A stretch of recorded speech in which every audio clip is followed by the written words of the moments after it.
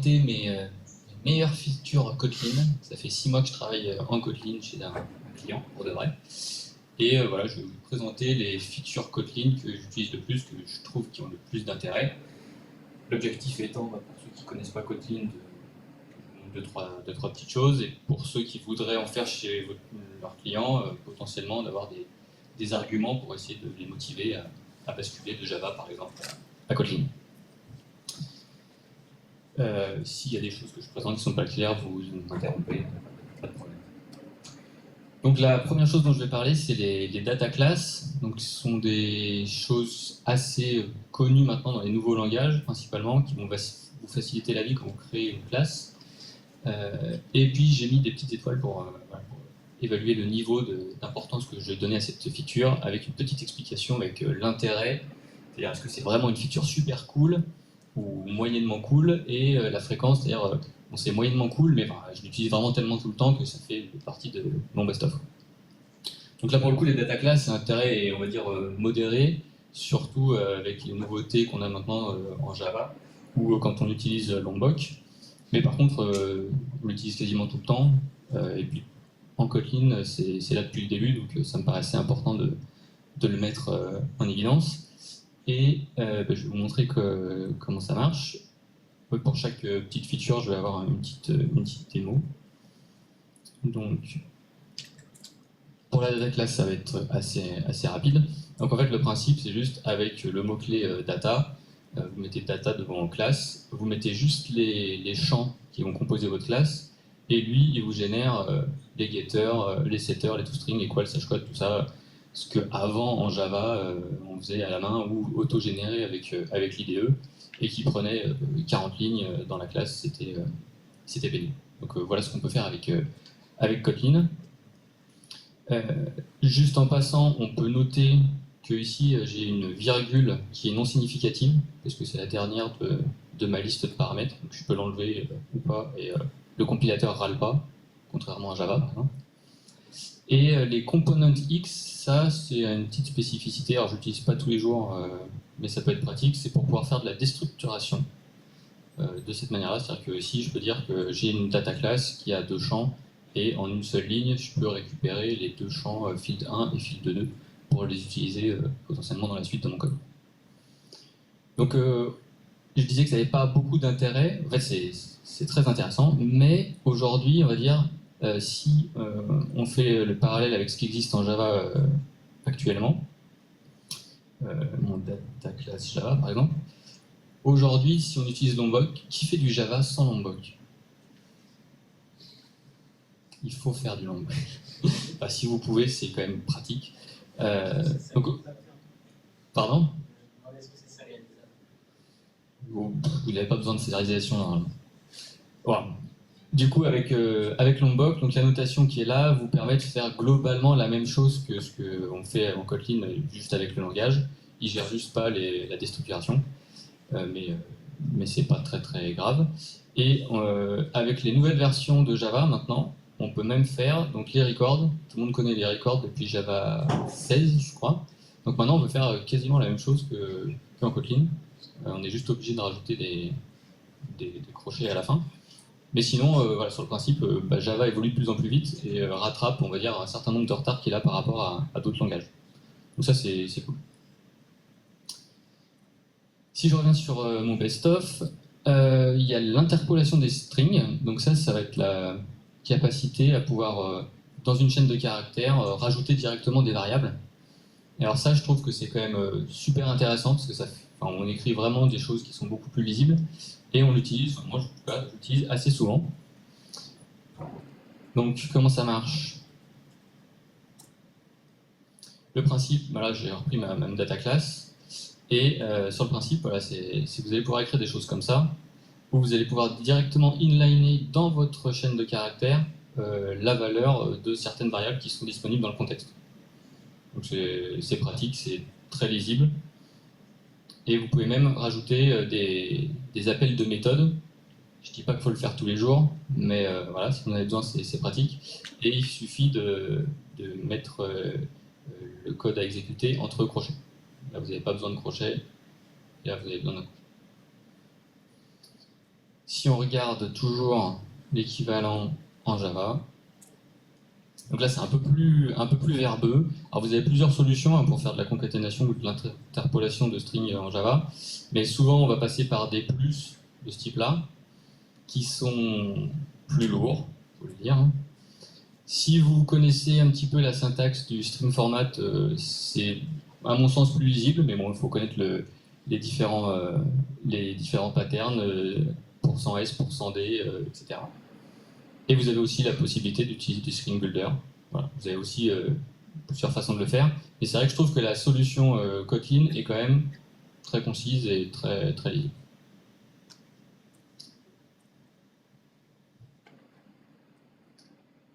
Ensuite, il y a l'API collection.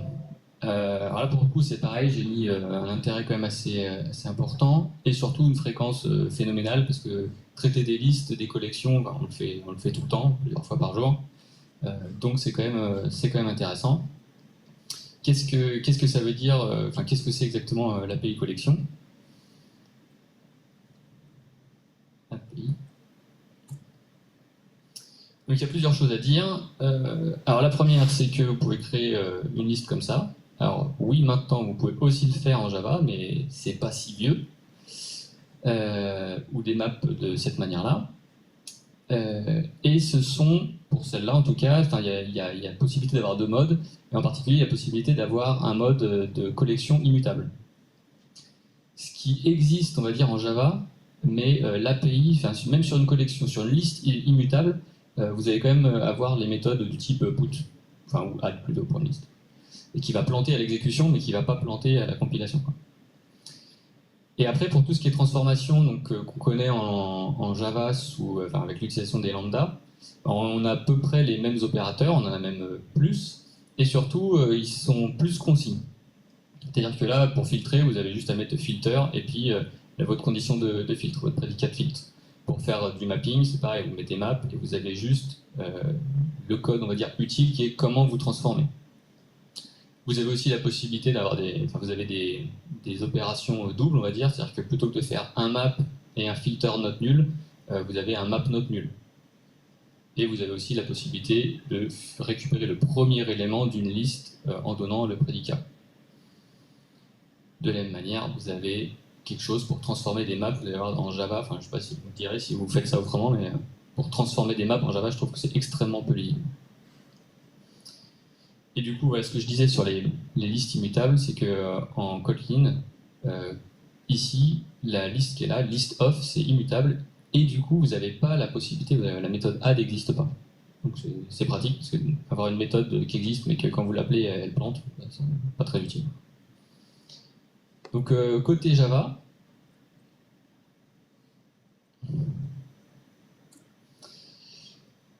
donc comme je disais, au niveau des listes, maintenant on peut les créer comme ça. Ça fait pas très très longtemps, mais maintenant on peut le faire, donc c'est chouette.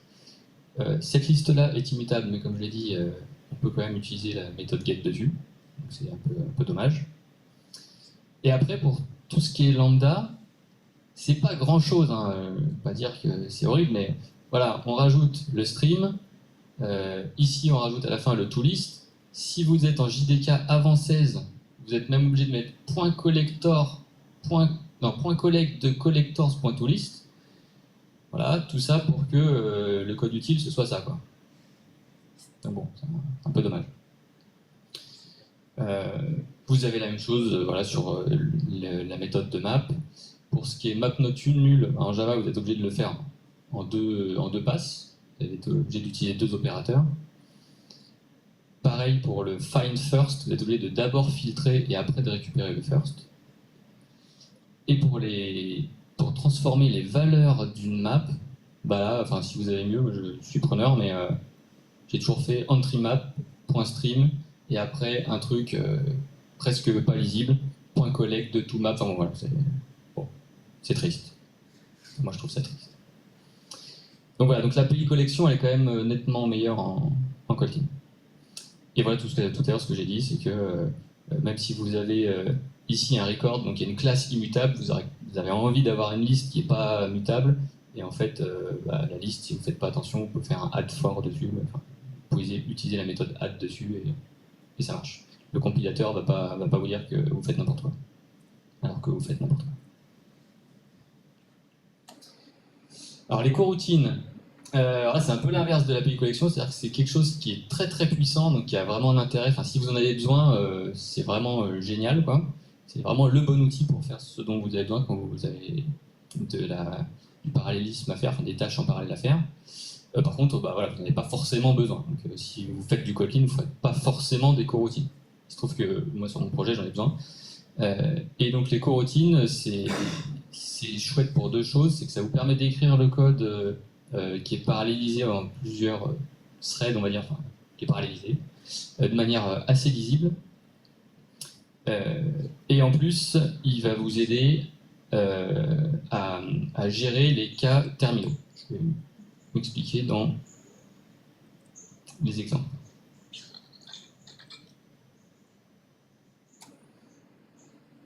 Donc en fait, le principe des coroutines, c'est que vous avez lancé des tâches asynchrones avec... donc il y a deux mots-clés. Il y a soit launch, qui va juste lancer une tâche et qui ne va pas retourner de valeur. Enfin, vous voulez lancer plusieurs tâches en parallèle, vous lancez plusieurs launch, mais vous n'attendez pas forcément une valeur de retour pour une des tâches données. Et lui, ce qu'il va faire, c'est qu'à partir du moment où vous avez votre coroutine scope qui est là, donc là, le run blocking, c'est un coroutine scope particulier. On ne va pas rentrer dans le détail, parce que les coroutines, c'est quand même un peu compliqué. Et sur le principe, ici, vous avez un scope, et du coup, vous savez que tout ce qui va être lancé en parallèle à l'intérieur de ce scope sera terminé quand vous sortirez du scope. Donc, par exemple, ici, mon print qui est là, même si tout ce qui tourne à l'intérieur, là, c'est de l'asynchrone, je sais que mon println coroutine 1 end sera effectué qu'une fois que les deux launches seront terminés. Et ça, c'est pas à vous de le faire. Si vous avez déjà fait du traitement asynchrone en Java, vous savez que vous devez gérer les points de synchronisation de vos threads. Donc ça, c'est la première chose. Et la deuxième chose, c'est qu'effectivement, c'est pas des threads, c'est beaucoup plus léger que des threads. Et donc, du coup, c'est moins consommateur de ressources. Dans les choses qui sont sympas aussi dans Kotlin, c'est que par exemple ici, j'ai une de mes méthodes, là, coroutine 2, qui elle utilise le mot-clé A5, qui va lancer aussi un pseudo-thread, et qui par contre retourne une valeur, donc là qui est un string. Donc elle va être wrappée dans un deferred de string, qui est l'équivalent des promesses ou des futurs, c'est exactement la même chose. Et donc là, pour le coup, il va falloir l'attendre avec le mot-clé await. Et là, ce qui est cool, c'est que, on le verra plutôt en Java, ceci dit, c'est qu'il n'y a pas besoin de gérer d'exception de type interrupted d'exception, puisque les exceptions en Kotlin sont unchecked. Il n'y a pas besoin de les catcher, forcément. Donc qu'est-ce que ça donne côté Java? J'ai essayé de le refaire. C'est pas si moche. C'est pas si... bon. C'est plus compliqué. Donc voilà, donc déjà, je suis parti sur des complétables futurs, donc il y a du run à 5. Et surtout, donc, ce que je vous disais, c'est qu'en sortie ici, donc mes deux tâches là, qui sont ici et là, donc elles sont asynchrones, et j'ai pas de contexte de coroutine comme dans Kotlin, donc il faut bien que avant, si je veux que cette ligne-là soit vraiment exécutée à la fin de mes tâches, il faut que je fasse une synchronisation avec le getCare. Et ça, quel que soit le niveau. C'est-à-dire que ici, j'ai une autre fonction Kotlin 3 là, qui fait la même chose. Bah, si je pense pas à la fin de ma méthode à faire le get pour dire attends-moi toutes les tâches, tous mes futurs, il faut que tu attendes qu'elles soient terminées pour passer la suite, potentiellement, la méthode où elle est appelée, coroutine 3, mon système.out qui est là, il va être appelé avant que les tâches dans coroutine 3 n'aient été complétées. Et ça, du coup, ça peut mener à des problématiques, enfin des problèmes des bugs assez trapus. Et puis effectivement, là, le fameux get qui est là, qui pour le coup bloque un thread, contrairement à Kotlin. Non seulement il bloque un thread, mais en plus il vous oblige à catcher une exception, voilà, et ça fait pas super propre, quoi. C'est quand même, enfin, je sais pas ce que vous en pensez, hein, c'est quand même moins lisible que le code de Kotlin. Vous me direz tout à l'heure, vous pouvez me dire maintenant, sinon si vous n'êtes pas d'accord. Oui, c'est lisible. C'est lisible, ok, merci. 5 € pour monsieur. Voilà, alors juste les coroutines, je les ai présentées en 2 minutes. Il y a des bouquins entiers sur les coroutines. Moi, j'en ai lu un qui fait 250 pages et c'est pas trop pour bien comprendre tout ce qu'on peut faire avec les coroutines. Mais voilà, dans le principe, ça permet aussi, en particulier, de gérer facilement, plus facilement et plus lisiblement tout ce qui est ce que vous voulez faire en code asynchrone. Ensuite, on a la gestion des paramètres par défaut et des paramètres nommés. Donc là, bon, c'est quelque chose qui est, je trouve, assez intéressant et j'utilise assez régulièrement. Le principe est le suivant. Vous allez pouvoir, dans une définition de classe ou dans une fonction, définir les différents champs ou paramètres pour une méthode, et vous allez pouvoir donner tout simplement des valeurs par défaut. Et du coup, l'intérêt de ça, c'est que vous allez pouvoir, quand vous appelez donc là, le constructeur qui est là, par exemple, définir quels sont les paramètres que vous voulez renseigner. Donc soit, là il y a 3 paramètres, fil 1, fil 2, fil 3. Vous pouvez renseigner les 3 paramètres. Vous pouvez renseigner le 1 et le 2, et à ce moment-là, la valeur qui est là sera utilisée. Ou sinon, vous pouvez même, vu qu'il y a une valeur par défaut aussi pour le champ 1, vous pouvez renseigner que le champ 2. Et alors là, par contre, pour ça, vous êtes obligé de passer par ce qu'on appelle le paramètre nommé. Donc là, ici, je dis que je vais appeler le constructeur de parameters avec world en fil de 2, et les 2 autres champs qui ont une valeur par défaut, eh ben, ils seront valorisés directement par Kotlin.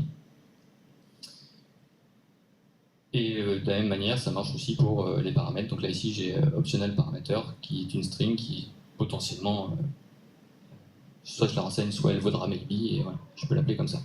Et ça, c'est quand même vraiment pas mal, parce que ça permet d'écrire de manière très concise et d'avoir plein de façons de construire ou d'appeler une méthode. Alors qu'en Java, par exemple, vous allez être obligé d'avoir tous les cas possibles. Enfin, vous êtes obligé d'écrire tous les cas possibles, en fait.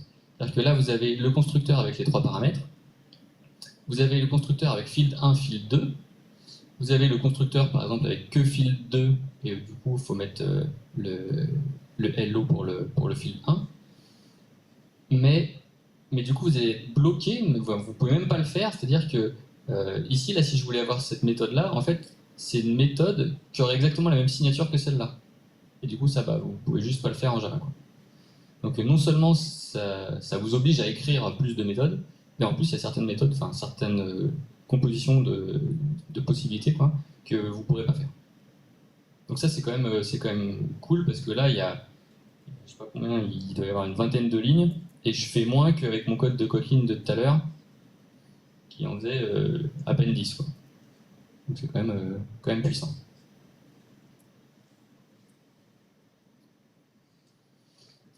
Ensuite, on a les seed classes et OneExpression. Donc ça, c'est un des trucs que je trouve le plus cool. Mais il se trouve que depuis Java 17, c'est intégré dans Java. J'ai découvert ça hier soir en préparant le talk. Parce que il n'est pas là, Jules, dommage. Bon, tant pis, je ne ferai pas la blague. Mais du coup, c'est pas grave. En Kotlin, c'est quand même super cool et moi je l'utilise très souvent. Si votre client ne veut pas passer en Kotlin, passez au moins en Java 17, au moins vous aurez cette fonctionnalité-là qui est vraiment super. Donc à quoi ça ressemble? Quel est le principe? Le principe, c'est que... ouais. Quand vous avez des énumérations ou des cils de classe, alors les cils de classe, juste pour le faire simple, c'est une arborescence de classe qui peut plus être étendue. C'est-à-dire qu'à la compilation, c'est figé, quoi. Donc là, par exemple, j'ai une interface qui est animale, et je peux avoir que des cats et des dogs, et je peux rien avoir d'autre. Et l'avantage de figer une arborescence, c'est que le compilateur, justement, il est au courant qu'il ne peut pas y avoir plus de cas possibles, et donc du coup, il va m'aider. Il va m'aider parce que ici, quand je fais j'essaye de faire une décapsulation de mon animal pour savoir si c'est un chat ou un chien. Si j'enlève un cas, par exemple ici, là il compile plus parce qu'il me dit, bah, en fait, tu n'as pas traité tous les cas donc, de animal, donc soit tu mets un dog, soit tu mets une branche else pour tous les autres cas qui ne seraient pas couverts.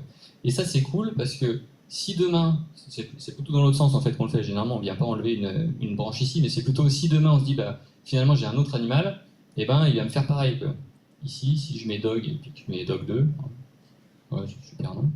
Bah, il va me dire pareil, il va me dire, bah maintenant, il va falloir que tu mettes doc2. Et du coup, ça permet, dans tout votre code, partout où vous avez ce genre de when, eh ben, il va vous dire ça compile plus. Et du coup, vous ne risquez pas d'oublier un cas. Alors qu'avant Java 17, donc pour ceux qui sont encore en Java 16, vous avez sûrement des instance of quelque chose, ou des switch d'énumération avec un else ou une valeur par défaut, enfin une default branch. Et là, du coup, le compilateur ne va pas vous aider. Si soit vous avez blindé de tests unitaires, soit vous savez exactement où est-ce que vous avez appelé votre enum, etc.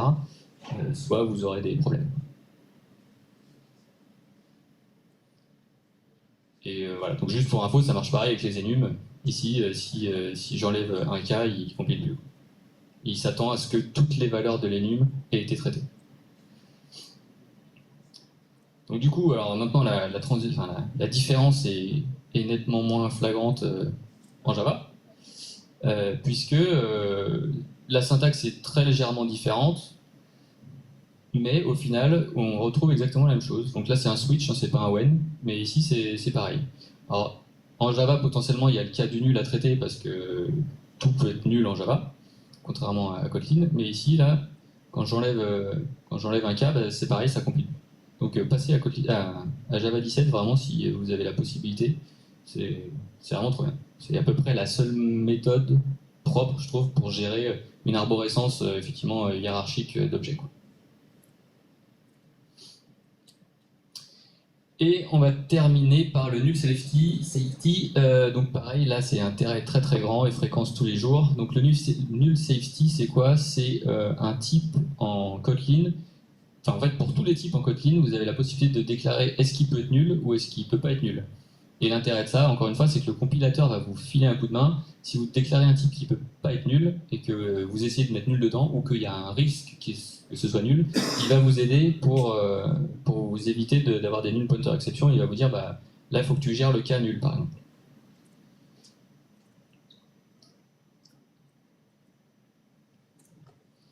Donc comment ça se présente? Donc les valeurs sans point d'interrogation sont par défaut non nullables. Et si vous voulez déclarer un type qui peut être nul, eh ben, vous êtes obligé de mettre un point d'interrogation.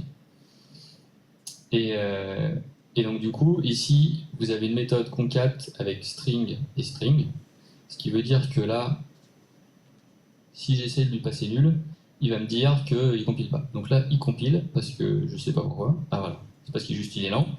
Mais donc il ne compile plus.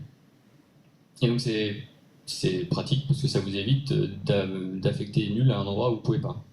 Et donc ça, c'est juste la déclaration du type, qui peut être soit nul, soit nullable, soit pas nullable. Et après, vous avez les opérateurs qui vont avec, qui vont vous permettre de pouvoir parcourir un arbre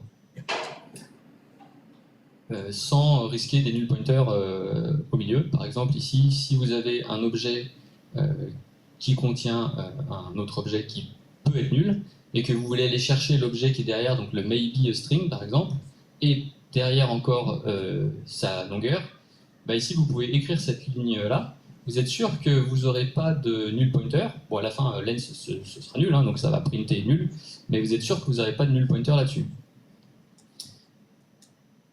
Si vous voulez à la fin pouvoir afficher quelque chose qui ne soit pas juste la chaîne nulle, et que vous voulez une valeur par défaut, vous avez l'opérateur, le Elvis opérator qui est là, et qui va vous permettre de mettre une valeur par défaut si ce que vous avez mis avant, au final, quelque part, à un endroit dans la chaîne, c'était nul.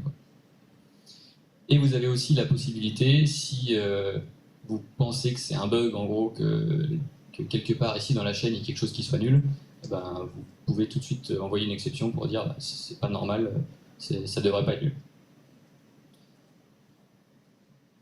Et une autre petite subtilité, c'est que quand vous faites un test de ce type-là, donc qui permet de valider que tel ou tel champ, telle ou telle variable n'est pas nulle, derrière, vous n'avez plus besoin de l'opérateur point interrogation point.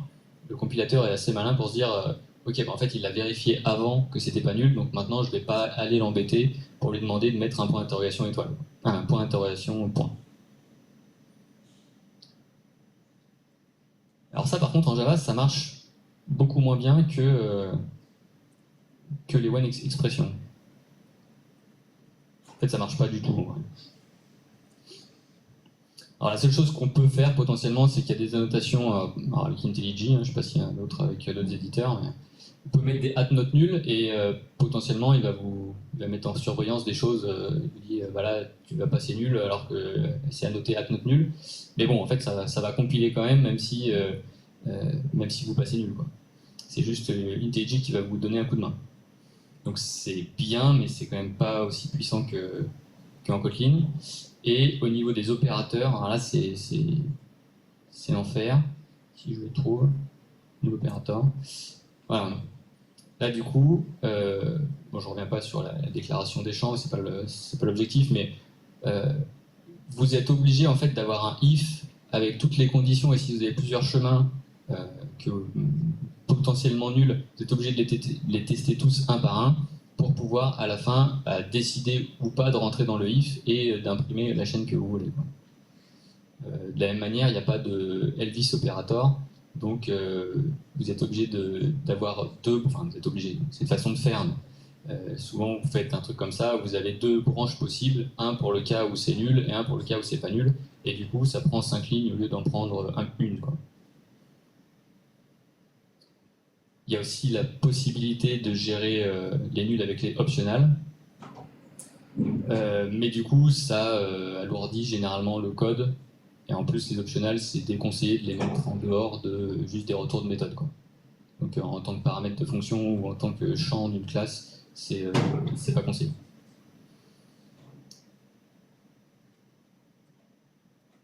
Hop. Non, c'est pas ça. C'est pas ça non plus.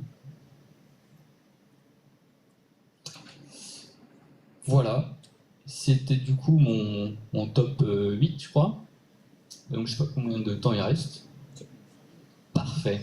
Donc du coup, j'avais prévu d'autres si j'avais le temps, mais j'en ai pas tellement, donc très bien. Donc j'avais les uncheck exceptions, mais j'en ai déjà parlé.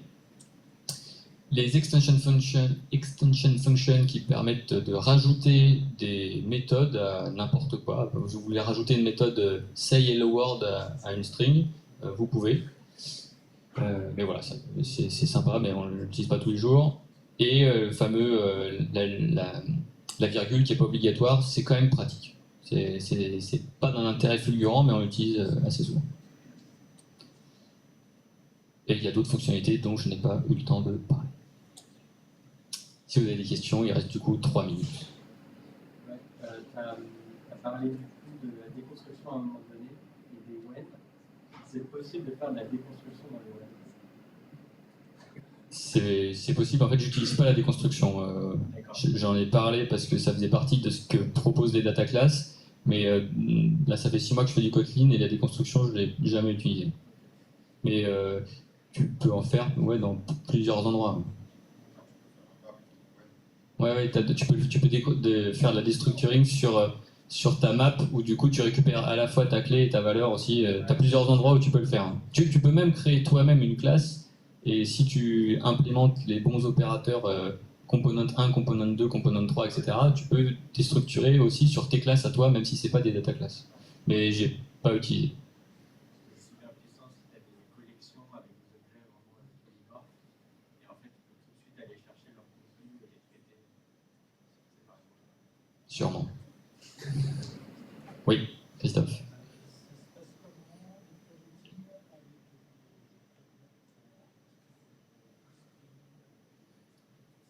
Alors comment ça se passe les coroutines avec les frameworks Spring?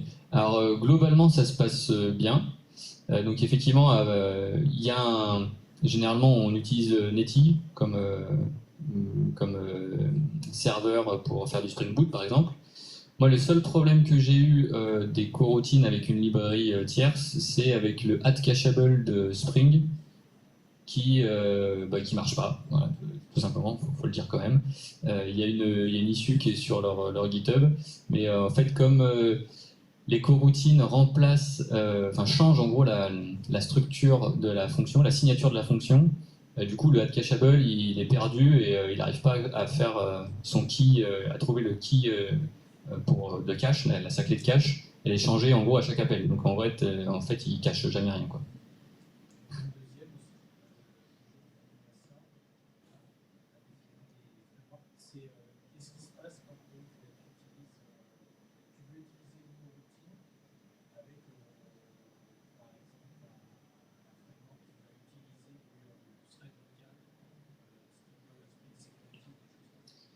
Alors comment ça se passe les coroutines quand on veut utiliser du thread local? Bah, ça se passe bien, puisque en fait... Non, non, non, mais alors, je ne sais pas si ça va répondre à ta question, mais par exemple, le login où on utilise MDC, par exemple, pour mettre des choses dans le contexte de log, et ben ça marche avec les coroutines. Donc tu as effectivement un MDC contexte que tu dois gérer, que tu dois initialiser à un moment donné, mais après, en fait, ce qui fait tout simplement, c'est que les coroutines ont un contexte qui se passe de père en fils à chaque fois que tu as un nouveau scope. Et donc du coup, à partir du moment où tu as initialisé ton contexte de coroutine, il va être transmis partout jusque là où tu as besoin de loguer quelque chose, quoi. Voilà. Et si tu as même besoin de sortir de ton contexte de coroutine, tu peux à ce moment-là le récupérer dans le thread local. Mais là, ça devient un peu costaud. Il faut avoir besoin, quoi. Mais sinon, ça marche. Ouais, c'est compatible. Oui, tu peux gérer du thread local avec les coroutines, même si le mécanisme de coroutine s'appuie pas sur des threads. Enfin, il s'appuie sur des threads, mais c'est pas un thread pour une routine. Une event loop. Pas d'autres questions? Alors, ce sera la pause.